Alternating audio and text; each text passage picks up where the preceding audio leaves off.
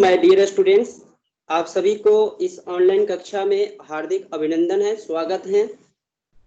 जैसे कि आप सभी को पता है कि आज का जो टॉपिक है वह है आकलन के विभिन्न तरीके। यानी कि ये जो आकलन के विभिन्न तरीके हैं उसमें मैं आपको बता दूं, पहला जो तरीका है वह है रेटिंग स्किल, दूसरा जांच सूची, तीसरा है लिखित परीक्षाएं, चौथा है मौखिक परीक्षाएं, पांचवा है अवलोकन ऑब्जर्वेशन जिसे कहते हैं, फिर छठा है चेक लिस्ट, सातवां है पोर्टफोलियो और आठवां है साक्षात्कार जिसे हम इंटरव्यू कहते हैं, नववां प्रश्न और 10वां है संचय अभिलेख। यानी कि इस तरह आकलन के जो तरीके हैं ये 10 तरीके हैं। इसमें हम एक एक करके हम आपको बताएंगे व्याख्या सहित। लेकिन उनसे पहले मैं आपको बता दूं कि आकलन यानी कि साधारणतः मूल्यांकन और आकलन को एक ही रूप में प्रयोग किया जाता है, जहां मूल्यांकन का प्रत्येक संबंध जो है वह परीक्षा से होता है। यानी समझिए आप, मूल्यांकन और आकलन को एक ही रूप में प्रयोग किया जाता है, जहां मूल्यांकन का प्रत्येक संबंध परीक्षा से होता है, वहीं आकलन का संबंध व्यक्तिगत रूप से छात्रों के ज्ञानात्मक, भावात्मक और क्रियात्मक पक्षों से संबंधित होता है। तो आइए हम एक एक करके हम आगे बढ़ते हैं, जिसमें पहला है रेटिंग स्केल। पहला है रेटिंग स्केल, यानी ये क्या होता है?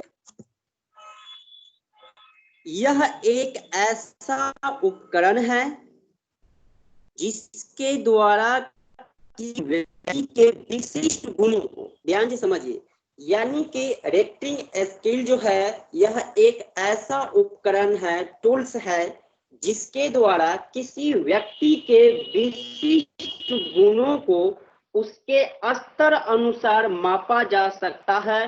तो उसे हम मूल्य निर्धारण मापनी या रेटिंग स्केल कहते हैं। यानी ये जो रेटिंग स्केल है उसे ही दूसरा नाम है मूल्य निर्धारण मापनी।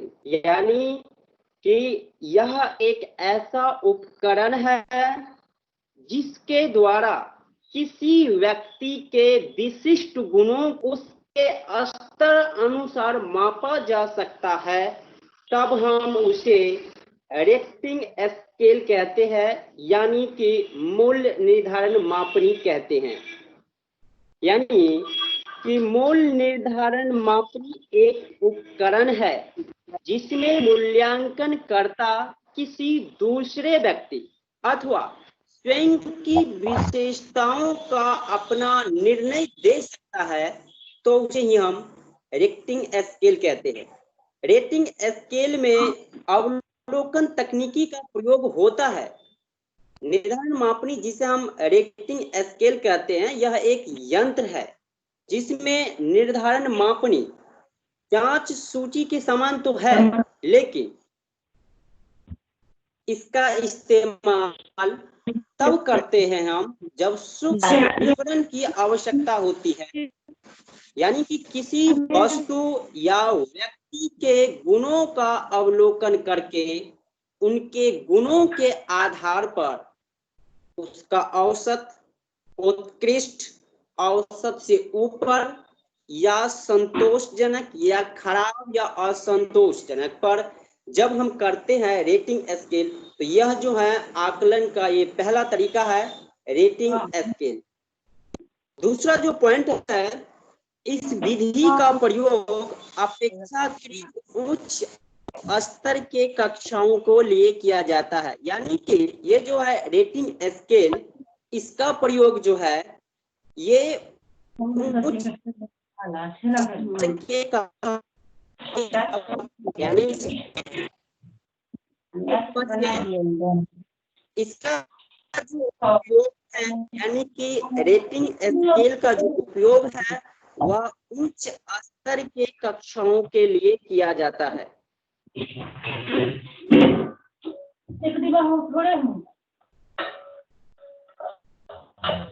जांच सूची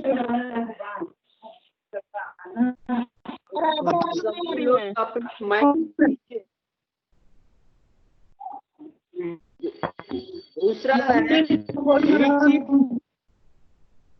जांच सूची, जिसमें है लिखित अथवा लिखित या मौखिक परीक्षाएं छात्रों के ज्ञानात्मक पक्ष की, यानी कि ये जो जांच सूची है जिसमें मौखिक परीक्षाएं छात्रों के ज्ञानात्मक पक्ष की जांच करती हैं। यानी कि ये जो ज्ञानात्मक पक्ष है जिसे ब्लूम ने दिया है 1956 में, ये जो ज्ञानात्मक पक्ष है, ज्ञानात्मक पक्ष ये मूल्यांकन के 3 पक्ष होते हैं। एक होता है ज्ञानात्मक पक्ष, एक होता है भावात्मक पक्ष और एक होता है क्रियात्मक पक्ष। यानी कि ज्ञानात्मक पक्ष जो है ये ब्लूम के द्वारा दिया गया है, जो 1956 में दिए हैं। दूसरा भावात्मक पक्ष होता है जिसे 1964 में क्रेथवाल के द्वारा दिया गया था, और तीसरा है मनोगत्यात्मक पक्ष या आप उसे क्रियात्मक पक्ष भी कह सकते हैं, जो 1969 में सिम्पसन महोदय के द्वारा दिया गया था। लेकिन यहाँ पे आप समझे जांच में लिखित मौखिक परीक्षाएं छात्र के ज्ञानात्मक पक्ष की जांच करती है। ये जो हम लिखित परीक्षाएं देते हैं, मौखिक परीक्षाएं जो देते हैं, उसमें ज्ञानात्मक पक्ष की जांच करती है। दूसरा है, आप सभी लोग अपने माइक कर लीजिए। दूसरा है प्रयोगात्मक परीक्षाएं कौशल तथा क्रियात्मक पक्ष की जांच करती है। यानी कि ये जो प्रैक्टिकल एग्जाम होती है ये कौशल और क्रियात्मक पक्ष की जांच करती है। इसका जो पॉइंट है, जांच सूची का प्रयोग अभिरुचियों, अभिवृत्तियों तथा भावात्मक पक्ष के लिए किया जाता है। यानी कि इसमें जो क्रियात्मक पक्ष भी आया, ज्ञानात्मक पक्ष है और भावात्मक पक्ष, ये मूल्यांकन के 3 पक्ष होते हैं। ज्ञानात्मक पक्ष जो ब्लूम के द्वारा दिया गया है 1956 में, दूसरा भावात्मक पक्ष है जिसे क्रेथवाल ने 1964 में दिया, फिर क्रियात्मक पक्ष जो है जो 1969 में सिम्पसन महोदय के आप इसे लिखिए कि लिखित परीक्षा और मौखिक परीक्षा जो है ये ज्ञानात्मक पक्ष से, दूसरा प्रायोगिक परीक्षा जो होते हैं प्रैक्टिकल एग्जाम, वो कौशल और क्रियात्मक पक्ष से संबंधित होते हैं। तीसरा जो जांच सूची का प्रयोग है वह अभिरुचियों, अभिवृत्तियों, ये भावात्मक पक्ष से संबंधित हैं। आइए तीसरा देखते हैं।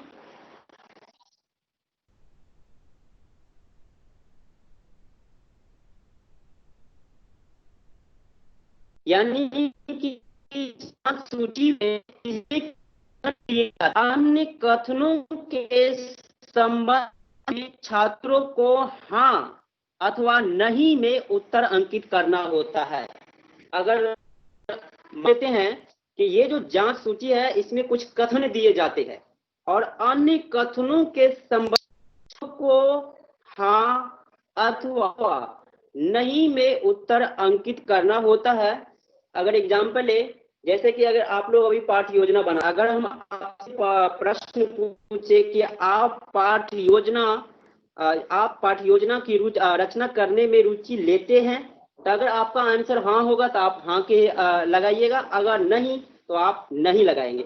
इसी तरह से प्रश्न अगर और पूछा जाए कि आपको कक्षा शिक्षण के प्रस्तुतिकरण में आनंद मिलता है, अगर हाँ है तो आप हाँ कहिएगा, अगर नहीं तो नहीं। तो यानी कि ये जो जांच सूची है इसमें कुछ कथन दिए जाते हैं, अन्य कथनों के संबंध में छात्रों को हाँ अथवा नहीं जो है अंक होता है, ये जांच सूची के अंतर्गत आते हैं। तो ये दूसरा था। तीसरा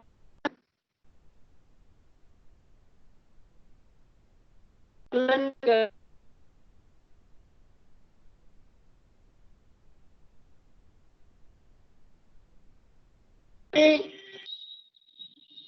इसमें प्रश्न लिखित रूप में पूछे जाते हैं, छात्रों को उनका उत्तर लिखना होता है। ये जो लिखित परीक्षाएं के द्वारा भी हम आकलन कर सकते हैं, उसमें प्रश्न लिखित रूप में पूछे जाते हैं, छात्रों को उनका उत्तर लिखना होता है। लिखित परीक्षाएं दो प्रकार की होती हैं, एक होता है निबंधात्मक परीक्षा, दूसरा होता है वस्तुनिष्ठ परीक्षाएं। यानी कि निबंधात्मक परीक्षाएं जो होती हैं और ये वस्तुनिष्ठ जो परीक्षाएं, निबंधात्मक प्रश्नों से छात्रों में मौलिकता परीक्षाएं होती है, इनसे छात्रों में मौलिकता का विकास होता है, छात्रों में विचार अभिव्यक्ति की क्षमता का विकास होता है। इन प्रश्नों के निर्माण में, यानी कि निबंधात्मक जो परीक्षाएं होती है उसमें और निबंधात्मक प्रश्नों से छात्रों को व्यवहारिक ज्ञान प्रदान होता है, व्यवहारिक ज्ञान होता है। और जो वस्तुनिष्ठ परीक्षाएं हैं, इन दोनों में अंतर है। निबंधात्मक परीक्षाएं और वस्तुनिष्ठ परीक्षाएं, इन दोनों में अंतर।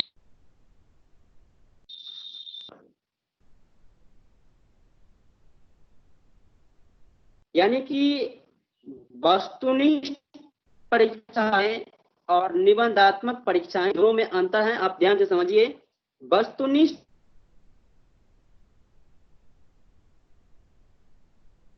हो सकती है, लेकिन निबंधात्मक जो परीक्षाएं होती है उसमें प्रश्नों की संख्या 5, 10, 15, 20 हो सकती है, उससे ज्यादा नहीं हो सकती। यानी कि पहला जो अंतर है, वस्तुनिष्ठ परीक्षाएं जो होती है उसमें प्रश्नों की संख्या 100 से अधिक होती है, जबकि निबंधात्मक जो परीक्षाएं होती है उसमें प्रश्नों की संख्या कम होती है, 5 या 10 या 15 हो सकती है। दूसरा जो अंतर है, इसमें उत्तर क्या होता है, निश्चित होते, लेकिन निबंधात्मक जो परीक्षाएं होती है उसमें उत्तर क्या होता है, निश्चित नहीं। लेकिन वस्तुनिष्ठ परीक्षाएं में उत्तर जो होता है वह निश्चित होता है। ये दूसरा अंतर है। तीसरा है कि वस्तुनिष्ठ जो परीक्षाएं होती है उसमें मानसिक शक्तियों का विकास होता है, लेकिन निबंधात्मक जो परीक्षाएं होती है उसमें को बढ़ावा देती है। यानी कि इसमें हम निबंधात्मक प्रश्न में क्या करते हैं, रटते हैं, लेकिन वस्तुनिष्ठ प्रश्न में रटने वाली कोई गुंजाइश नहीं होती है, उसमें मानसिक शक्तियों का विकास करना पड़ता है, मानसिक शक्तियों का विकास होता है। उसके बाद और अंतर है, यानी कि वस्तुनिष्ठ परीक्षाएं जो होती हैं उसमें आप अनुमान के आधार पर भी सही कर सकते हैं प्रश्न, क्योंकि 4 विकल्प दिए जाते हैं उसमें। लेकिन ये जो है निबंधात्मक परीक्षाएं, उसमें आप अनुमान के आधार पर उसका जो है अनुमान नहीं लगा सकते हैं कि इस प्रश्न का आंसर क्या होगा। इस प्रकार से ये जो वस्तुनिष्ठ परीक्षाएं होती हैं ये 4 प्रकार के होते हैं। एक होता है विकल्पीय प्रश्न, जिसमें आपको 4 विकल्प दिए जाते हैं। एक होता है रिक्त स्थान पूर्ति वाले प्रश्न, जिसमें आपको खाली स्थान दिए जाते हैं। एक होता है एकांतर प्रयुत्तर प्रश्न, जिसमें आपको सत्य या असत्य, हाँ या नहीं, सही या गलत में आपको आंसर देना होता है। और एक होता है मिलान पद प्रश्न, जिसमें आपको मिलान करना होता है। तो इस प्रकार से वस्तुनिष्ठ प्रश्न भी 4 प्रकार के होते हैं। लिखित परीक्षा 2 प्रकार के, एक निबंधात्मक परीक्षा, दूसरा वस्तुनिष्ठ परीक्षा। फिर दोनों में अंतर भी है, वस्तुनिष्ठ परीक्षाएं भी 4 प्रकार के होते हैं। तो इसके द्वारा भी हम बच्चों का आकलन कर सकते हैं।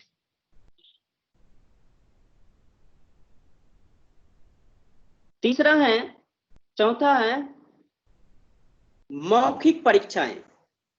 देखिए, मौखिक परीक्षा प्रणाली का सूत्रपात यूनानी दार्शनिक सुकरात के द्वारा किया गया है। यानी ये जो मौखिक परीक्षाएं हैं, इसका जो सूत्रपात है यूनानी दार्शनिक सुकरात के द्वारा किया गया।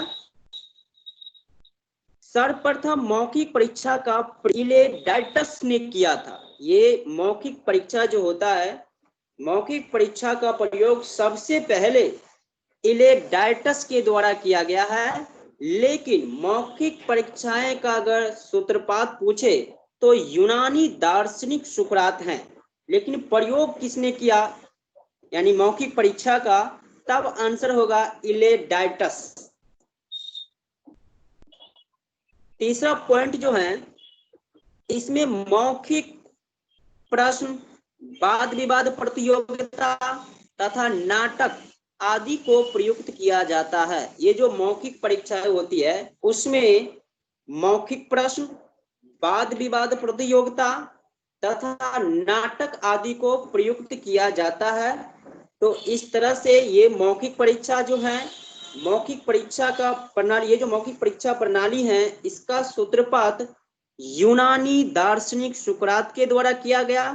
लेकिन सर्वप्रथम मौखिक परीक्षा का प्रयोग इलेडाइटस के द्वारा किया गया। इसमें मौखिक प्रश्न, वाद विवाद प्रतियोगिता और नाटक आदि को प्रयुक्त किया जाता है।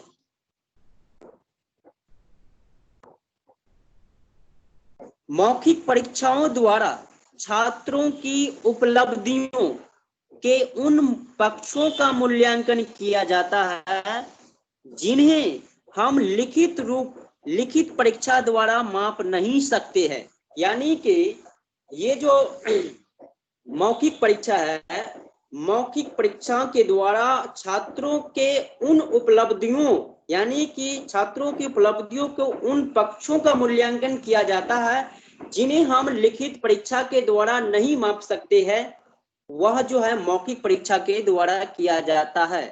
नेक्स्ट पॉइंट है, मौखिक परीक्षा का आयोजन एक विषय विशेषज्ञ द्वारा छात्रों के विषय के विभिन्न क्षेत्रों में ज्ञान की जांच करने हेतु किया जाता है। यानी कि ये जो मौखिक परीक्षा का जो आयोजन किया जाता है, वह एक विषय विशेषज्ञ के द्वारा जो छात्रों के विभिन्न क्षेत्रों में, अलग अलग क्षेत्रों में ज्ञान की जांच करने हेतु ये मौखिक परीक्षाएं के द्वारा हम आकलन कर सकते हैं बच्चों का। तो ये चौथा था। फिर पांचवा है अवलोकन। ये अवलोकन जो है एक प्राचीन विधि है। अवलोकन एक प्राचीन विधि है। इसका उपयोग सामान्यतः छोटे बालकों के व्यवहार व योग्यता के मूल्यांकन में किया जाता है। यानी अगर आपसे पूछा जाता है कि अवलोकन विधि का प्रयोग जो है वह बड़े स्तर के बच्चों के लिए किया जाता है या छोटे स्तर के बच्चों के लिए, तो आप याद रखिए ये छोटे बालकों के लिए ही किया जाता है। सबसे पहली बात कि अवलोकन जो है ये एक प्राचीन विधि है। इसका उपयोग छोटे बालकों के व्यवहार व योग्यता के मूल्यांकन में किया जाता है। तीसरी जो पॉइंट है, भारत में प्राचीन काल से ही अवलोकन द्वारा मूल्यांकन किया जाता है। यानी कि ये जो अवलोकन है जिसे हम निरीक्षण भी कहते हैं, तो इसका जो है प्राचीन काल से ही अवलोकन द्वारा मूल्यांकन किया जाता है, आकलन किया जाता है। यानी कि शिशु के व्यवहार का अवलोकन करना, ये भी है। चिकित्सक द्वारा रोगी का निरंतर अवलोकन करना, ये अवलोकन के द्वारा कर सकते हैं हम।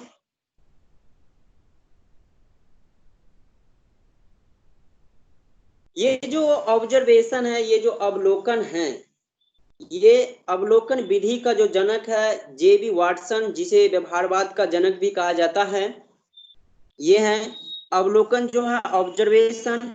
इस विधि का जनक जो है जेबी वाटसन, जिसे व्यवहारवाद का जनक कहा जाता है। यानी कि ऑब्जर्वेशन अवलोकन का अन्य नाम है, निरीक्षण भी कह सकते हैं, प्रक्षेप भी कहा जाता है, बहिर्दर्शन विधि भी कहा जाता है इसे। तो कभी कभी इसका उपनाम ही पूछ लिए जाते हैं, तो आप इन्हें भी याद रखें। इनका जो उपनाम है, निरीक्षण भी कहते हैं इसे, प्रक्षेप भी कहते हैं, बहिर्दर्शन विधि भी इसे कहते हैं। यानी कि इस विधि में वैज्ञानिक दूसरे व्यक्ति के व्यवहार का निरीक्षण करता है। यानी ऑब्जर्वेशन में क्या होता है, दूसरे व्यक्ति के व्यवहार का निरीक्षण अवलोकन करता है तथा उसके व्यक्तित्व के बारे में आकलन करता है।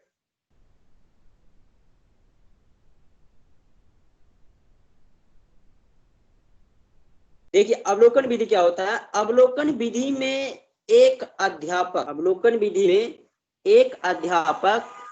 विद्यार्थियों को अवलोकन करके अर्थात उनके व्यवहार को प्रत्यक्ष रूप से अनुभव करके उनके अधिगम स्तर का मापन करता है, यह अवलोकन विधि है। यानी कि अवलोकन विधि में एक अध्यापक विद्यार्थियों को अवलोकन करके अर्थात उसके व्यवहार को प्रत्यक्ष रूप से यानी कि देख के अनुभव करके उनके अधिगम स्तर का मापन करता है, तो यह अवलोकन विधि है।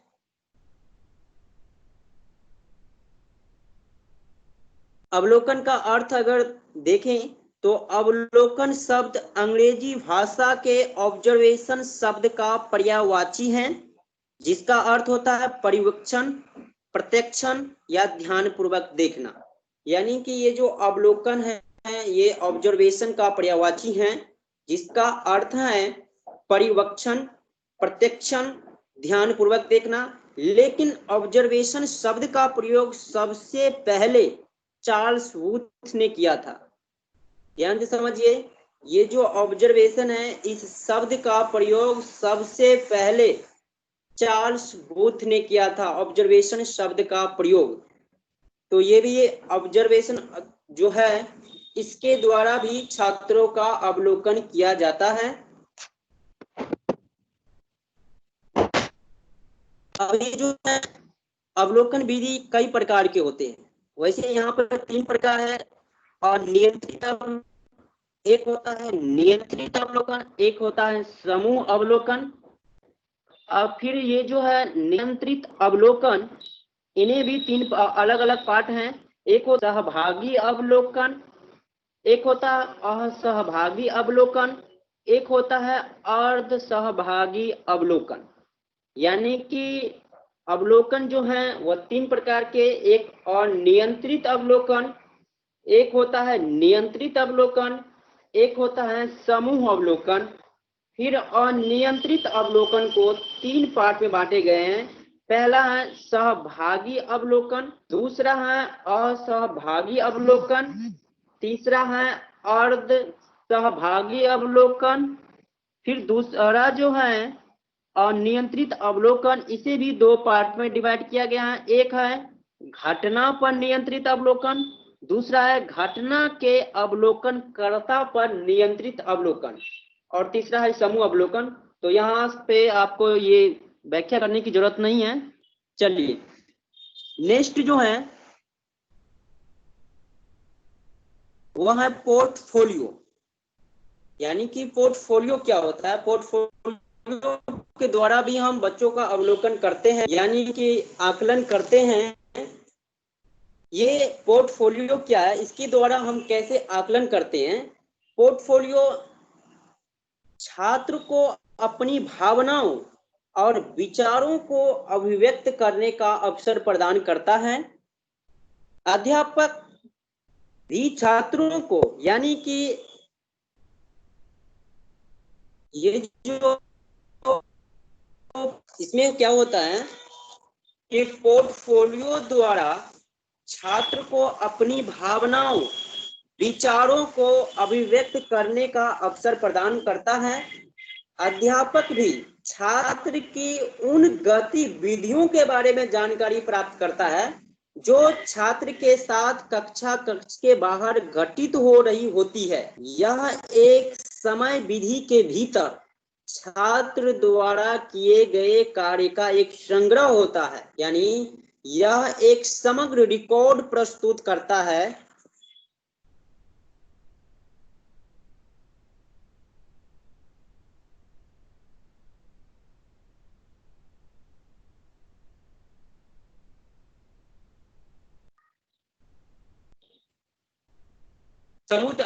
ये जो है समग्र रिकॉर्ड प्रस्तुत करता है। यह विद्यार्थियों के दिन प्रतिदिन के कार्यों या उनके कार्यों में से किसी कार्य का चुनाव होता है। इससे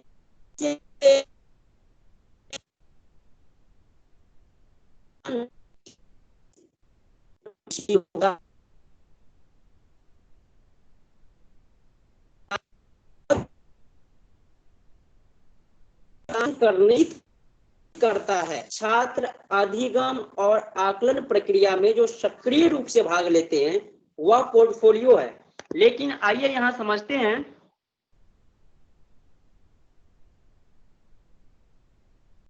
पोर्टफोलियो शब्द की उत्पत्ति इटालियन शब्द प्रोटोफोलियो से मानी जाती है।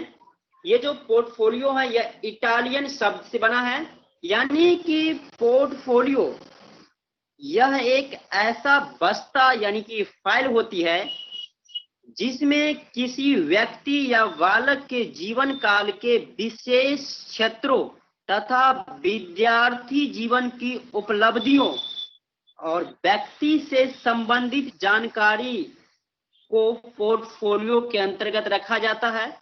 यानी कि पोर्टफोलियो एक ऐसा बस्ता है, एक ऐसा फाइल होती है जिसमें किसी भी व्यक्ति या बालक के जीवन काल के विशेष क्षेत्रों तथा विद्यार्थी जीवन के उपलब्धियों और व्यक्ति से संबंधित जानकारी हो तो उसे हम पोर्टफोलियो कहते हैं। यानी कि पोर्टफोलियो के छात्रों के कौशलों का मूल्यांकन को संग्रह किया जाता है। संग्रह की एक निश्चित अवधि में विद्यार्थियों द्वारा किए गए कार्यों का संग्रह है। ये रोजमर्रा के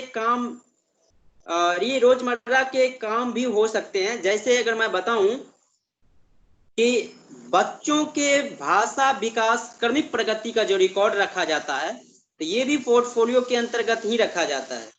तो ये छठा था, पोर्टफोलियो द्वारा हम बच्चों का आकलन कर सकते हैं। यानी कि पोर्टफोलियो क्या है? यह एक फाइल या बस्ता है जिसमें किसी व्यक्ति या बालक के जीवन काल के विशिष्ट क्षेत्रों और विद्यार्थी जीवन की उपलब्धियों व्यक्ति से संबंधित जानकारी हो तो उसे हम पोर्टफोलियो कहते हैं। पोर्टफोलियो की एक परिभाषा है पाल्सन व मेयर के अनुसार। पोर्टफोलियो विद्यार्थियों के महत्वपूर्ण चुनिंदा कार्यों का उद्देश्यपूर्ण संग्रह है जो एक या एक से अधिक क्षेत्रों में विद्यार्थियों के प्रयासों, उसकी प्रगति एवं उसकी संपत्ति का विवरण प्रदान करता है। इस आकलन से समग्र संकलन में विद्यार्थी की सहभागिता, चरण के मानदंड, योग्यता निर्धारण के मानदंड एवं विद्यार्थी के आत्मचिंतन के साक्ष्य अवश्य सहमति होना चाहिए। तो ये परिभाषा जो है पोर्टफोलियो के बारे में दिया है पाल्सन व मेयर के अनुसार। ये परिभाषा है कि पोर्टफोलियो क्या होता है।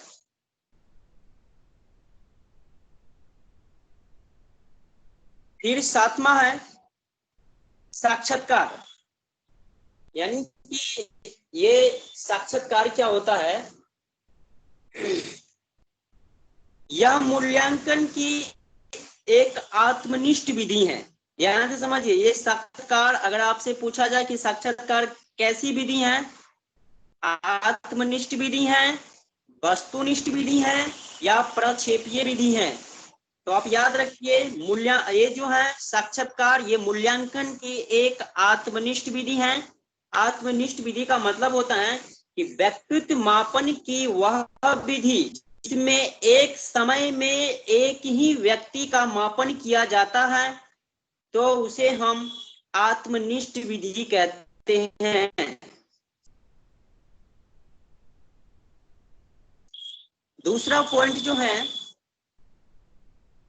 यह मूलभूत रूप से निश्चित उद्देश्यों के आधार पर आमने सामने बैठकर किए जाने वाला वार्तालाप।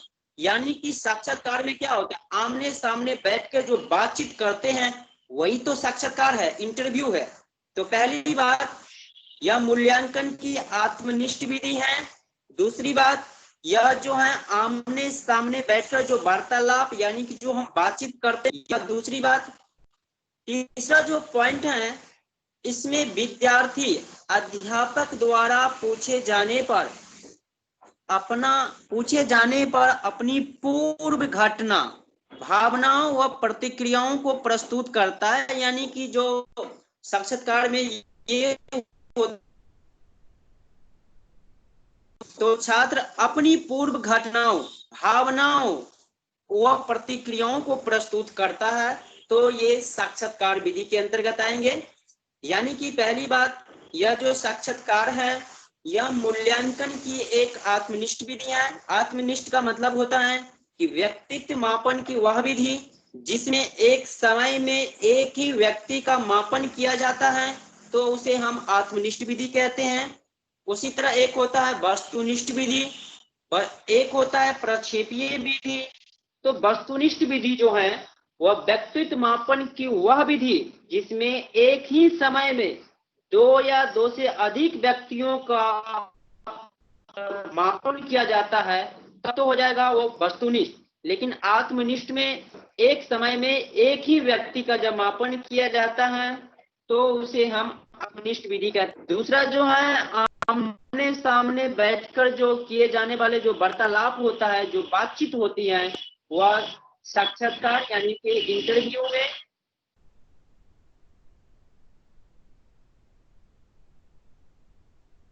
अगला है यानी कि इंटरव्यू साक्षात्कार में है कि इसमें अध्यापक वैज्ञानिक दृष्टि से उसे सुनता है तथा बालक को व्यवहार, मूलभूत गुणों व क्रियाओं को अभिप्रेरित करने या मार्गदर्शन देने के लिए तैयार रहता है। फिर 8वां है प्रश्नावली।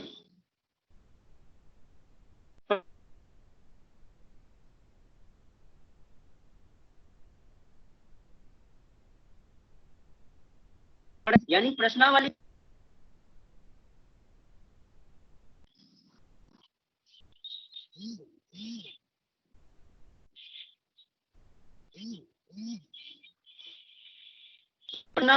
में प्रश्नों की एक लंबी सूची होती है।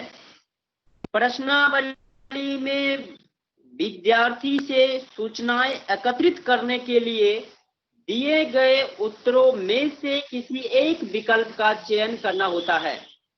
यानी ये जो प्रश्नावली विधि है उसमें विद्यार्थियों से सूचनाएं एकत्रित करने के लिए जो दिए जाते हैं, दिए गए उत्तरों में से एक विकल्प का चयन करना होता है। और तीसरा जो पॉइंट है, जबकि स्वतंत्र प्रश्नावली में विद्यार्थी अनुक्रिया के लिए स्वतंत्र होते हैं। तो यानी कि प्रश्नावली के द्वारा भी हम बच्चों को आकलन कर सकते हैं। प्रश्नावली के संबंध में गुड और हैट के अनुसार एक परिभाषा है कि सामान्यतः प्रश्नावली शब्द प्रश्नों के उत्तर प्राप्त करने की योजना की ओर संकेत करता है, उसे हम प्रश्नावली कहते हैं। यानी कि गुड और हैड के अनुसार बताया गया है कि सामान्यतः प्रश्नावली शब्द प्रश्नों के उत्तर प्राप्त करने की योजना की ओर संकेत करता है। तो ये प्रश्नावली है। 9वां जो है वह है संचय आलेख। यानी कि ये संचय आलेख क्या होता है, विद्यालयों में प्रत्येक छात्र के संबंध में सूचनाओं को क्रमबद्ध रूप से व्यवस्थित किया जाता है। संचय अभिलेख के अंतर्गत विद्यालय में प्रत्येक छात्र के संबंध में सूचनाओं को क्रमबद्ध रूप से व्यवस्थित किया जाता है, ये संचय अभिलेख के अंतर्गत। दूसरा जो पॉइंट है कि इसमें शैक्षिक प्रगति, मानसिक परीक्षा फल, उपस्थिति, योग्यता और अन्य विद्यालयों की क्रियाओं में भाग लेने आदि का आलेख जो है ये संचय अभिलेख के अंतर्गत उसको रखा जाता है।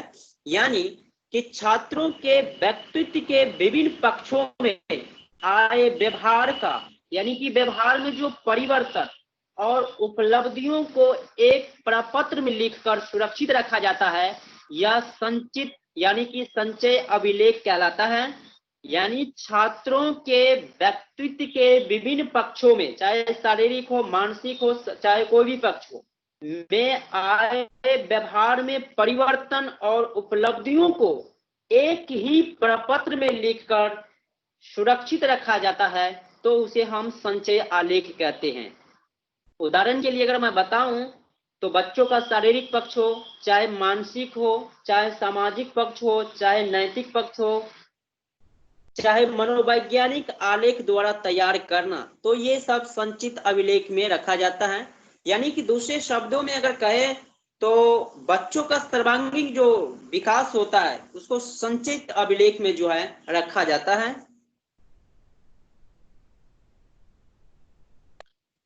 यानी कि संचय अभिलेख में छात्र की प्रगति और कमजोरियों को जानने के लिए अभिभावकों, शिक्षकों तथा प्रधानाचार्य के लिए यह अधिक उपयोगी आलेख है। यानी कि छात्रों की प्रगति और कमजोरियों को जानने के लिए संचय अभिलेख जो होता है उसमें छात्रों की प्रगति और कमजोरियों को जानने के लिए अभिभावकों, शिक्षकों और प्रधानाचार्य को ये जो है अधिक उपयोगी है जानने के लिए। तो इस प्रकार से इनके द्वारा भी हम बच्चों का आकलन कर सकते हैं। और लास्ट है चेक लिस्ट। ये चेक लिस्ट क्या होता है? चेक लिस्ट जो है एक ऐसा दस्तावेज होता है जो शिक्षक व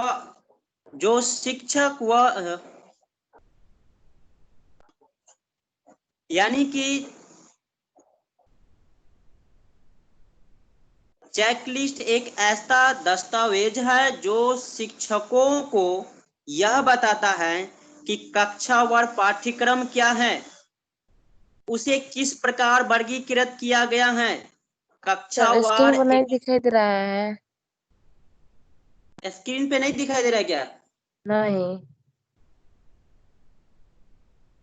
एक मिनट रुक जाइए, वो नेटवर्क की वजह से हो रहा है। कहाँ तक आप लोग को मतलब दिखाई दे रहे थे बताइए तो आप। नहीं सर, हम लोग को तो दिख रहा है। दिख रहा है सर हम लोग को। हम क्या? लोग को भी दिख रहा है हाँ सर। दिख देखिए रहा जिसको है नहीं दिखाई दे रहे हैं ना उसको नेटवर्क सर। प्रॉब्लम के मौके जी सर दिख अब रहा है। दिख रहा है। वो नेटवर्क प्रॉब्लम के वजह से ऐसे हो रहा है कि आपको स्क्रीन पर नहीं दिखाई दे रहे हैं।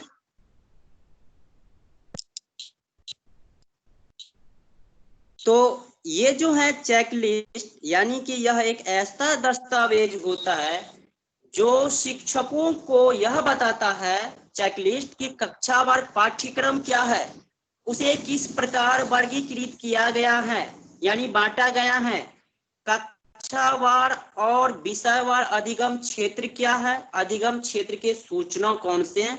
तो ये चेकलिस्ट के अंतर्गत रखा जाता है और इसके द्वारा भी हम बच्चों को आकलन कर सकते हैं। यह दस्तावेज यह सुविधा देता है कि बच्चों का प्रारंभिक स्तर आकलन कर उसकी पाठ्यक्रम के अनुरूप नियमित प्रगति को दर्ज किया जा सकता है और बच्चों के स्तर अनुकूल शिक्षण या समूह शिक्षण योजना भी दर्ज की जा सके। तो यह इस तरह से यह जो है आपका आकलन के जो विभिन्न तरीके थे ये आपको कंप्लीट होता है यही। अगर आप किसी को अगर स्क्रीनशॉट लेने में अगर कोई प्रॉब्लम था तो आप मुझे बता सकते हैं, हम आपको पुनः दिखा देंगे।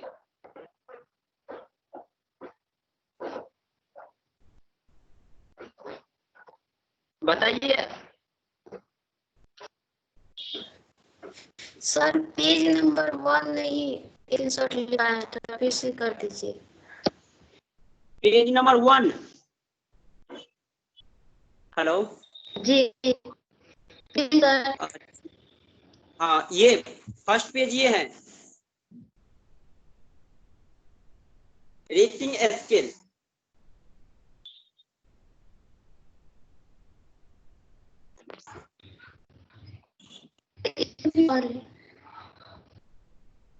अब तो नहीं ना कुछ छूटा है?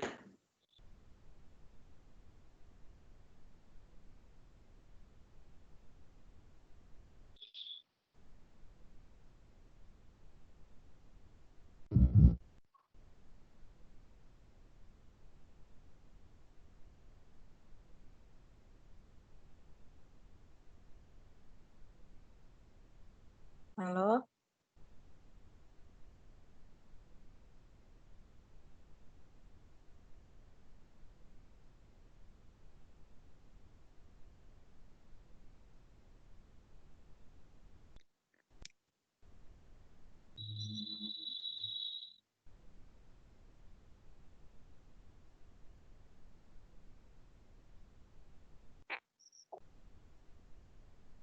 हेलो।